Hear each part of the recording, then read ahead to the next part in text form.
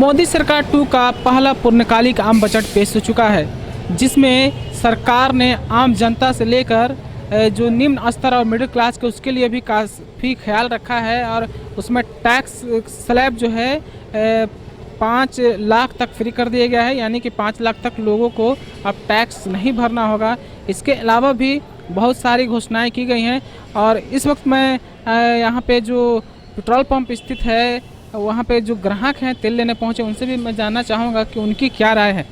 Sir, आम budget पेश हो चुका है, इससे क्या लोगों को फ़ायदा हो सकता है या आम जनता के लिए कितना फ़ायदेमंद है? अपने लिए आम जनता के लिए तो नहीं, मैं बैंकिंग सेक्टर से हूँ। मैं बैंकिंग सेक्टर के लिए कहूँगा कि बैंकिंग सेक्टर के लिए मोदी सरकार को कुछ सोचना चाहिए।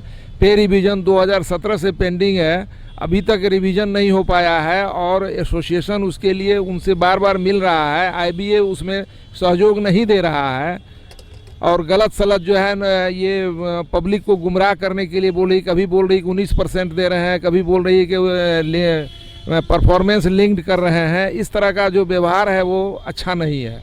तो क्या आप ये कह रहे हैं सरकार अब उसी बैंकिंग सेक्टर के तरह LIC में भी अब हिस्सेदारी बेचने की बात कर रही है, उससे क्या आगामी प्रभाव पड़ सकता है? आगामी प्रभाव तो ये कि प्राइवेटाइजेशन की ओर बढ़ रही है सरकार। तो बिल्कुल, जब प्राइवेटाइजेशन हो रहा है तो सरकार के दावे हैं कि इसमें बहुत सशक्त और मजबूत संस्थाएं काम करेगी ताकि लोगों को फायदा होगा। तो आपको क्या लगता है? सवाल यह है कि जो आदमी उसमें काम कर रहे हैं उसके प्रति तो वफादार होना चाहिए सरकार को। जो आदमी काम कर रहा है, जो वो किसके लिए काम कर रहा है? पब्लिक के लिए ही ना कर रहा है। जब वो खुद ही अच्छा से जिएगा नहीं, सरकार की सारी जो योजनाएं होती है उसको कौन कार्यान्वित करता है? बैंकिंग सेक्टर करता है। तो बैंकिंग सेक्टर अगर सशक्त नहीं होगा, काम करने वाला उसमें मजबूत नहीं होगा, तो उनको क्या मजबूत करेगा? उनकी पॉलिसी गड़बड़ है। वो NPA जो बढ़ रहा है, उनके वो स्ट्रिक्ट कानून क्यों नहीं बनाते हैं कि जो पब्लिक लोन लेती है वो सही समय से उसको लौटाए? उसके लिए क्यों नहीं अपने को ये करती है? दूसरी चीज़ है कि पेंशन जो है वो बैंकिंग सेक्टर या अदर सेक्टर्स में बैंक पेंशन को डिसकंटिन्यू कर दिया गया है। पेंशन को अब जब MLA MP पेंशन ले सकता है तो फिर ये जो कर्मचारी है जो 30 साल 35 साल नौकरी करता है उसको पेंशन के लिए से क्यों वंचित कर रहे हैं सरकार? 40 साल वो जी लोग छोड़ जी दे। जी बिल्कुल। तो लोगों का यहाँ पे साफ तौर पे कहना है कि सरकार तो बजट लाई है, लेकिन बहुत सारे जो सेक्टर खास करके बैंकिंग पे इन्होंने कहा है कि बैंकिंग और वित्त विभाग में सेक्टर जो सरकार जो है सही तरीके से काम नहीं कर रही है। तो हम दूसरे लोगों से भी यहाँ पे रिएक्शन लेने की कोशिश करेंगे। बजट में बहुत सारी चीज़ें मांगे हैं, खास करके जो जीवन की ज़रूरत की चीज़ है, AC TV फ्रिज, इस पर आपको क्या लगता है? जैसे जैसे समय बीत रहा है GST को लेकर के और बहुत सारा चीज़ को लेकर के दिन प्रतिदिन बोझ बढ़ते जा रहा है कस्टमर पे, और हर समय जो है उसका प्राइस में बढ़ोतरी हो रहा है। कभी उसके नीचे आने का संभावना कम लग रहा है। महंगाई के लिहाज से जो है कि आम बजट में भारी पड़ रहा है आम लोगों को, इसलिए इसको कम होना चाहिए, थोड़ा सा कम हो ताकि सभी को इस सुविधा मिल सके। बिल्कुल बिल्कुल। तो लोगों का साफ तौर पे कहना है कि जिस तरह से महंगाई बढ़ी है, लोग पहले ही महंगाई से त्रस्त हैं, परेशान हैं, और सरकार ने जो जीवन यापन के ज़रूरत का चीज़ें जो AC TV फ्रिज वगैरह के जो दामें बढ़े, फर्नीचर के दामें बढ़े, उससे और लोगों पे महंगाई की बोझ पड़ेगी। यहाँ पे और दूसरे भी लोग हैं, उनसे भी हम बात करेंगे।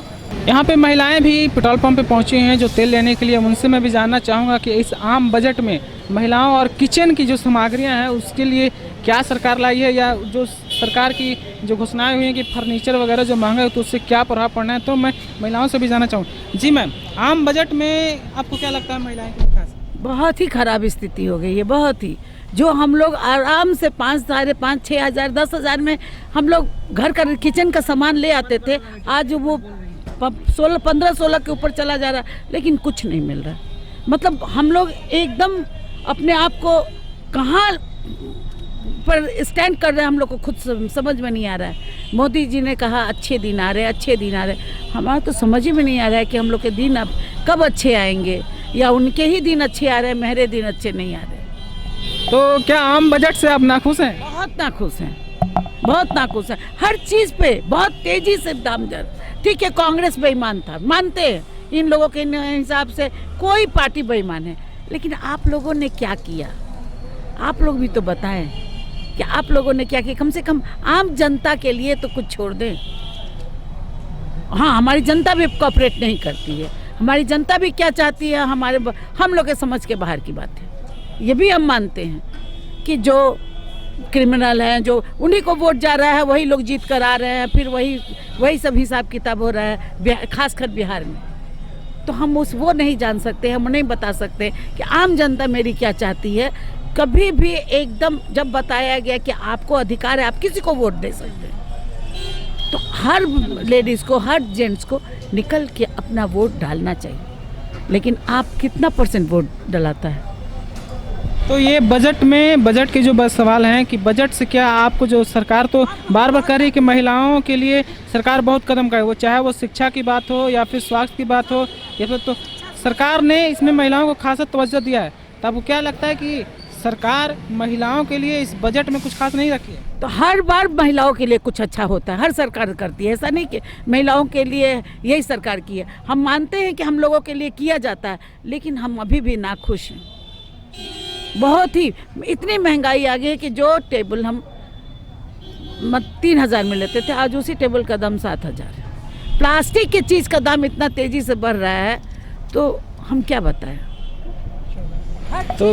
तो बिल्कुल मैं यहाँ पे महिलाओं का भी कहना है कि महंगाई की मार तो लोग पहले से ही झेल रहे थे, और अब एसी और फ्रिज और किचन की जो ज़रूरत की सामग्री है, उसकी दाम में भी अब महंगाई हो गई है। तो लोग इस बजट से, कुछ लोग खुश भी हैं तो कुछ लोग अपनी नाराज़गी भी खुलेआम तौर पे व्यक्त कर रहे हैं। वीडियो जर्नलिस्ट अजय के साथ मैं असलम अब्बास, ओंकार अवामी, पटना।